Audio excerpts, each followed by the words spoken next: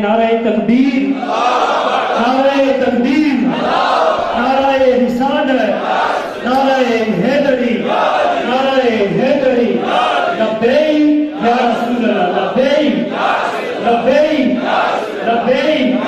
تاجدار ختم نبوت، تاجدار ختم نبوت، تاجدار ختم نبوت۔ صلی علی رسول الکریم۔ اعوذ باللہ من الشیطان الرجیم، بسم اللہ الرحمن الرحیم۔ سیدہ سیدہ زاہدہ طاہرہ آمنہ بی بی کے دلدار، دست قدرت کے شاہکار، نور تجلیات عرش، دنائے سبل دنائے سبل، مولائے کل، ختم الرسل، آبروئے قیل و قال، استان فضاحت کا جمال، آسم کوثر، سلسبیل، حاضر بارگاہ رب جلیل، مقصود وجود عالم، مطلوب قلوب بنی آدم، نور مجسم، شفیع معظم، خطیب امم، حبیب کبریاء، احمد مجتبی، شب اسرا، دلہن، تاجدار انبیاء، دو عالم کے داتا، بے قصوں کے حاجت روا، محمد مصطفیٰ، محمد عربی صلی اللہ علیہ وسلم کی میلاد النبی۔ قابل صد احترام سید شاہ پیر صاحب دامت برکاتہ العالیہ، جملہ بزرگوں، دوستوں، مسافر کی طرف سے السلام علیکم۔ آج بڑے عرصے کے بعد ایک بار مجھے اور آپ کو اللہ نے پھر ملاقات کا وقت بخشا۔ تھوڑی سی میں ایک بات کرتا ہوں آپ سے، جہاں دل جھکا وہاں سر جھکا، جہاں وہیں ہاتھ جوڑ کر بیٹھ جا، نہ سوال کر نہ جواب، نہ سوال کر، کسی کے چہرے کو دیکھ کر، کسی کے داڑھی کے اضافے پہ نہ جا، کسی کے خط کے مضمون کو پڑھ، خط کے لفافے پہ نہ جا، خط کے لفافے پہ مت جا۔ مجرموں کو بولو، حشر کے دن ڈھونڈتی پھرے گی رحمت کی نگاہ، صلی اللہ علیہ وسلم۔ اس قابل میں نہیں، میں ایک مسافر آدمی ہوں۔ آج میں نے آپ سے کچھ بات کرنی ہے، توجہ سے آپ سنیں۔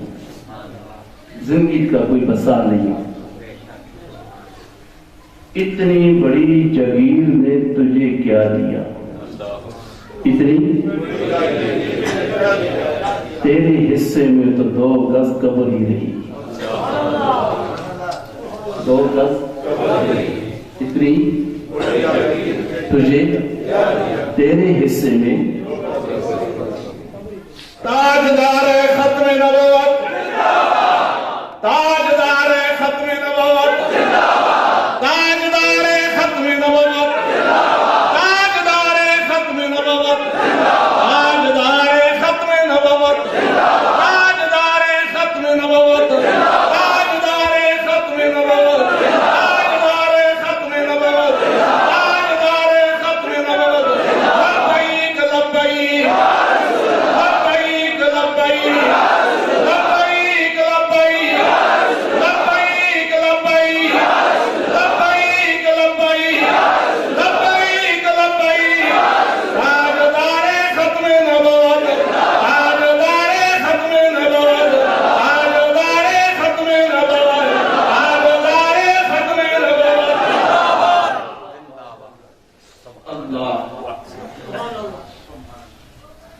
تقریریں بہت کی، آج میں نے تقریر نہیں کرنی، آج میں نے نصیحت کرنی ہے۔ آج کیا کرنی ہے؟ ہمارے نبی نبوت کے اعتبار سے، ہمارے نبی سب سے پہلے نبی ہیں، اور عالم ارواح میں ہمارے نبی اللہ کا فیض 1.25 لاکھ نبیوں کو ارواح میں پڑھاتے تھے، اور 1.25 لاکھ نبی عالم ارواح میں ہمارے نبی سے نبوت کے گر سیکھتے تھے۔ 1.25 لاکھ نبی شاگرد ہیں، مقتدی ہیں، اور ہمارے نبی نبیوں کے امام بھی ہیں اور نبیوں کے استاد بھی ہیں اور اللہ کے رازدار بھی ہیں۔ اللہ کے کچھ رازدار نبی کے ہیں، اور نبیوں میں ہمارے نبی اللہ کے رازدار ہیں۔ اللہ کے کیا ہیں؟ رازدار ہیں۔ لیکن بعثت کے اعتبار سے سب سے آخر میں آئے۔ آخر میں کیوں آئے؟ اس لیے آئے کہ اپنے شاگردوں کی نبوت کی تائید کی مہر لگائی کہ یہ نبی بھی ٹھیک ہے، یہ نبی بھی ٹھیک ہے، یہ نبی بھی ٹھیک ہے، یہ نبی بھی ٹھیک ہے، میرے بعد جو آئے گا وہ حرامی ہے۔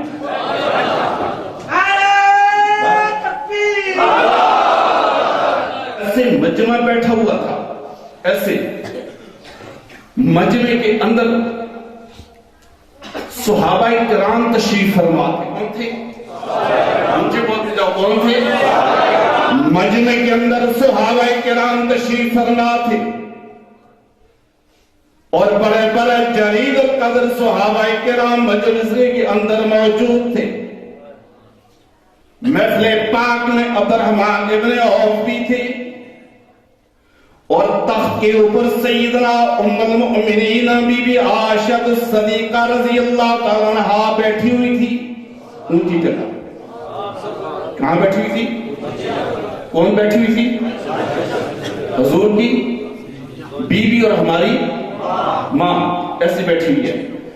ادھر دیکھا عبد الرحمن ابن عوف بیٹھی ہوئی، سعد ابن وقاص بیٹھی ہوئی، طلحہ اور زبیر بیٹھی ہوئی، عبداللہ ابن عباس بیٹھی ہوئی، عبداللہ ابن عمر بیٹھی ہوئی، عبداللہ ابن مسعود بیٹھی ہوئی، عبداللہ ابن زبیر بیٹھی ہوئی۔ صحابہ کا مجمع ہے، بڑے بڑے صحابہ کرام اپنی امی جی سے حدیث پاک کا درس سیکھ رہے، درس سیکھتے سیکھتے اتنے میں دیکھا فجا